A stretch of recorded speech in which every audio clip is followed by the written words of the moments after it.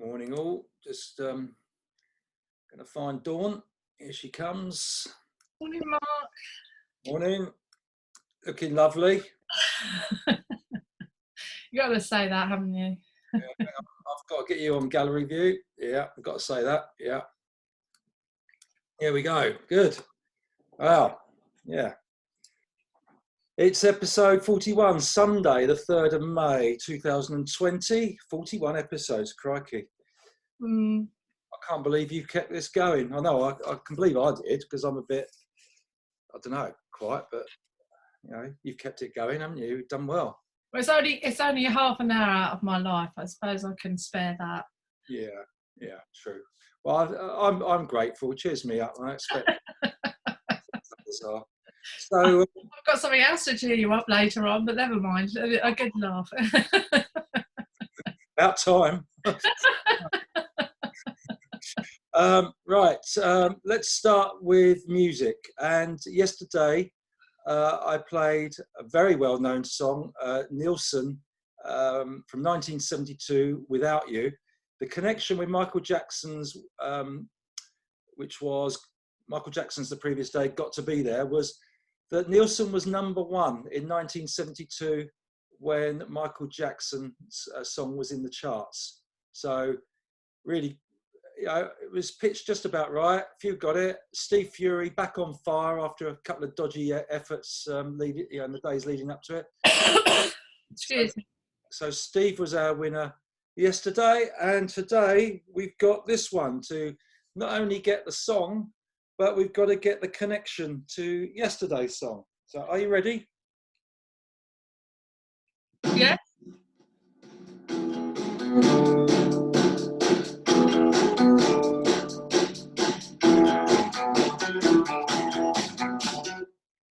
That'll do. Quite well known. Yeah.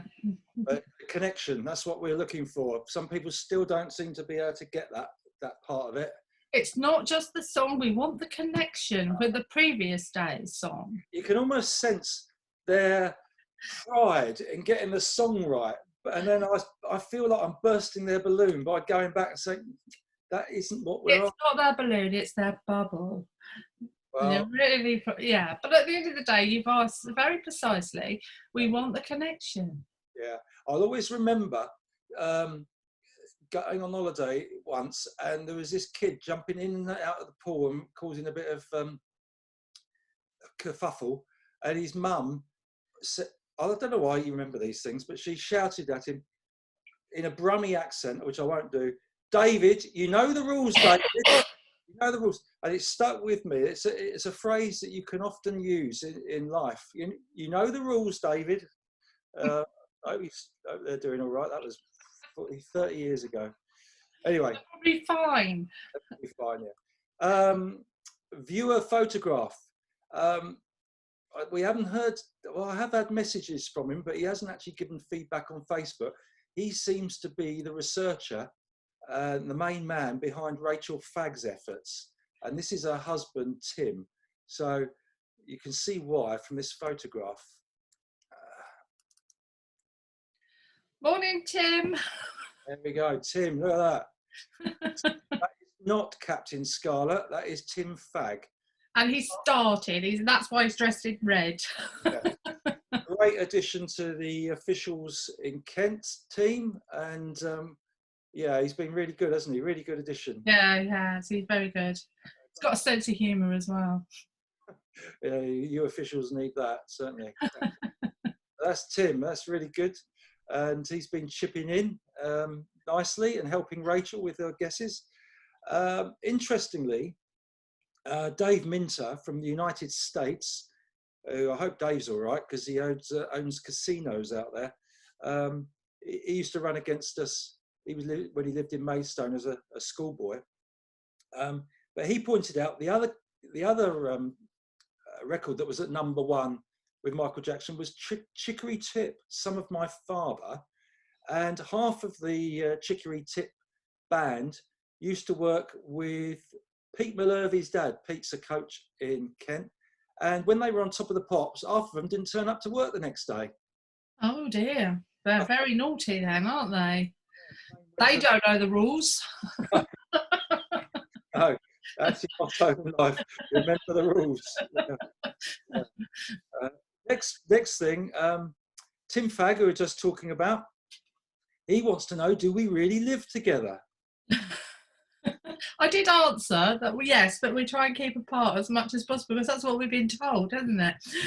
How does it work? How does it work? We do see each other during the day, but we don't do a lot together, do we? No, I think we've lived most of our lives sort of like supporting each other.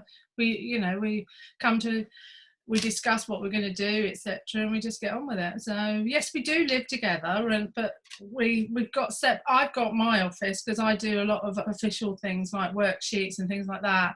And the reason I've got my own computer and my own little office is because I could never get on your computer because you were always using it and you were always so busy. And I think this works better doing it like this. We don't want to be like Eamon and Ruth, do we, on the sofa together or something like that. Oh God, no, please. Appropriate for the situation we're in.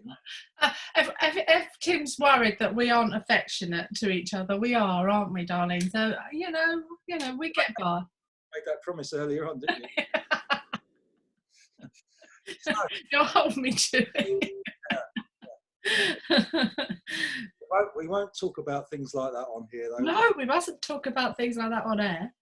Feedback about people's love life. Right. Okay. Or lack of it. Okay. Angie Crush. She raised the thorny subject in my life of Gadget being a banana guard.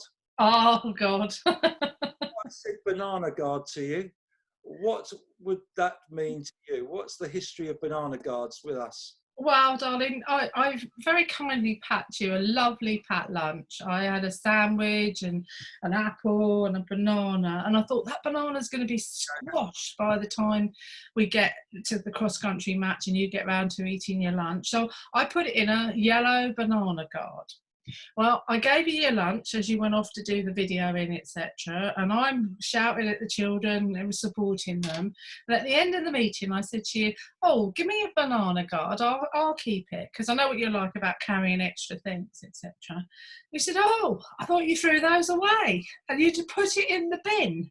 And I couldn't believe you. I'm thinking, my God, you can reuse those, dear.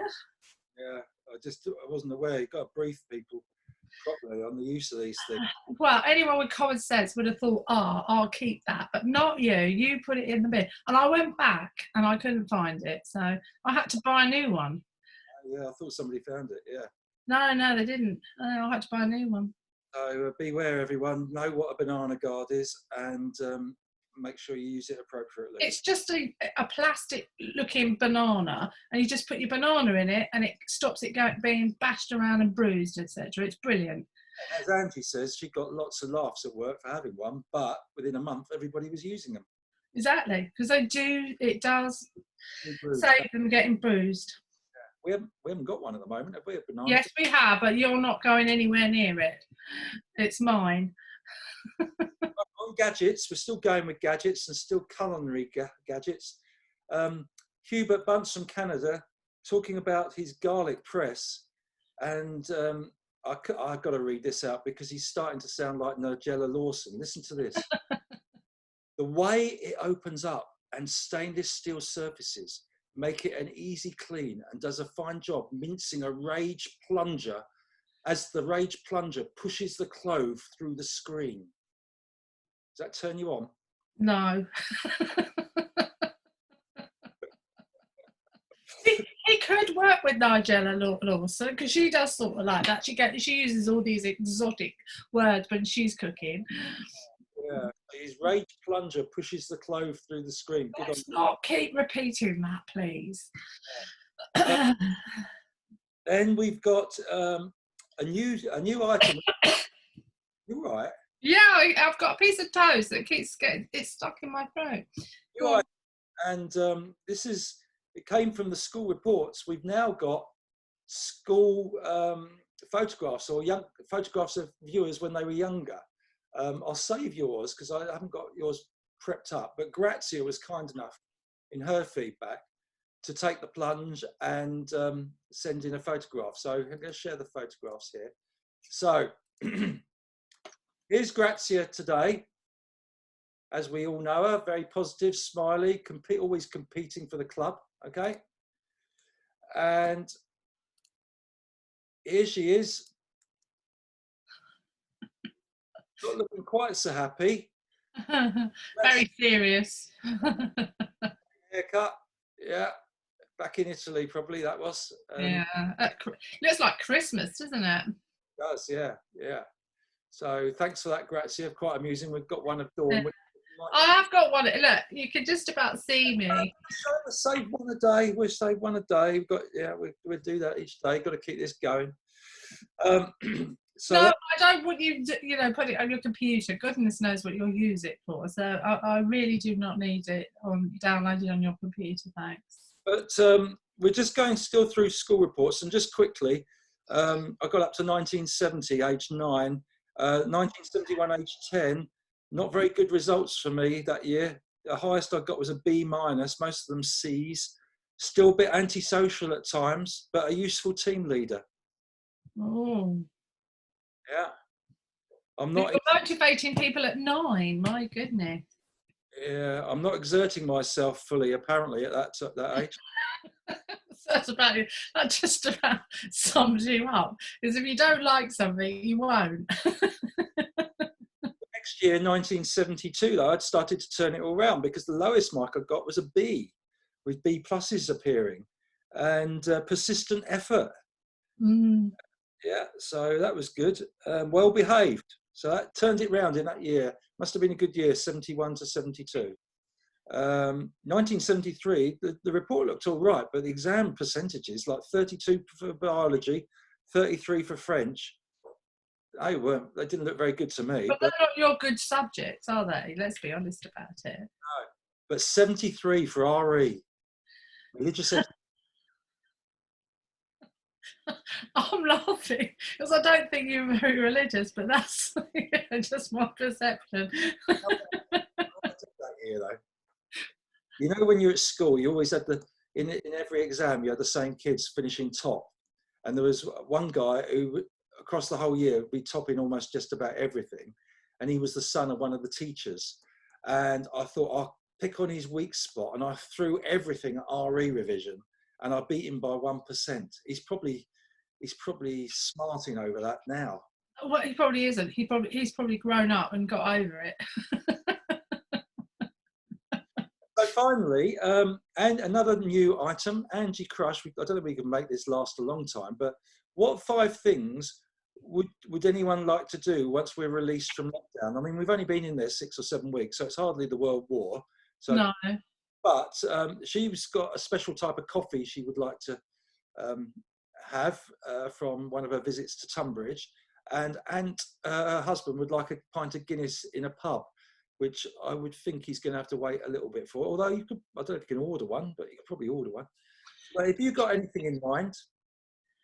Well, I just like to take my mum out, I think. I'm going to sort of like arrange with my sister and just go out, perhaps with my children and the grandchildren, and just go out and have a tea somewhere. I'm quite looking forward to that, just so that I feel as she can get out. But I'm prepared to wait. I mean, I realise that even next week, as they discuss some of the things that they can do from lockup, it's not going to be releasing my mum. So I'm prepared to wait for that. So, but that's the one thing I desperately want to do. I miss her. So. Yeah, well, I put down a Friday walk with Oscar the dog up in Southborough, and also see my mum and have a cup of coffee, which I would do once a week with her. So we have seen her on Zoom. Oh yeah, I've seen my mum, but it's not the same as having a laugh with her, sitting there just on a one-to-one. Every Friday we go for a cup of coffee. We go shopping and then have a cup of coffee, and then we do the next bit of shopping. And my dad says to me, "Oh, you've been 3 hours," and I said, "We're not on a time limit, Dad." I do miss going to Watford for the evening open meetings there. Yeah, I do miss athletics, but it's not like the things that I would be desperate to do. I mean, my mum obviously comes first in, you know, family, and giving the grandchildren a cuddle, which I haven't been able to do. I've seen them, don't get me wrong, but I haven't been able to pick them up and give them a little squeeze and say I love you like I do. Pardon? You haven't given them a cuddle and a little squeeze for anybody, have you? I'm busy, darling. Don't worry about it. I know what you mean about athletics. Yeah, I do miss it to a degree, but I just think we've drawn a line under it to a degree, and it might. I just have to review how we operate with athletics generally. It's quite a difficult one because, you know, I mean, they're talking about like allowing you to have like crowds of 10, etc., and things like that. And I just feel it's too soon really to make any sort of major decisions about going back and having quite a crowd of people around in one venue. So I'm pretty resolved that will sort itself out, but it's not my top priority to do. Interesting one yesterday. I had a guy who lives in Bidborough, not far from us, but he writes for I think it was the Daily Mirror and the Daily Mail, and they're doing an article about sports clubs and from the financial perspective. And I hadn't thought about it actually, but because our sport doesn't have a lot of money in, especially at club level, it's an amateur sport run by volunteers, probably more likely to survive in the same guise that we were compared to other sports where there is money involved, where people, you know, nobody's employed or paid in club athletics, are they? So no, we're all volunteers because we, you know, I think I sort of like think twice if I was paid, because it's not really. I don't, because when you're paid to do something, it brings a lot more different things into it. You then got to sort of like think about health and safety, which you do anyway, but it's like you then got to think about your pension and goodness knows what else. And, you know, if you've got to sign a contract, you've got to adhere to these things. Then who's going to discipline you, etc. So I do think the amateur sport, where I'm from, the club level, is quite different. I mean, he was asking questions how long we would survive, and I hadn't even thought about it. Of course, we'll survive. It's I think in some respects, because it's always a turning thing, because, you know, like my group, I mean, I will see one child 18 months if I'm lucky, then they will move on to the next group, etc., because that's the way the club's sorted in that respect. So from that point of view, you sort of like know that you're going to have people coming in and then some people just staying around, and you know that you've got 18 months where you will see the same faces every sort of like session, etc. And so it's always moving, so there's always people coming in, etc., and it's always developing. So that's the good thing about grassroots sport. Yeah, I'm sure a lot of grassroots sport will survive, as it always has done, thanks to all the volunteers involved and helpers. But yeah, an interesting point that, because semi-professional and professional clubs may be more of a radical effect of this. But anyway, thank you for your thoughts this morning, and say goodbye to everybody and wish them a happy Sunday. Bye everybody, happy Sunday.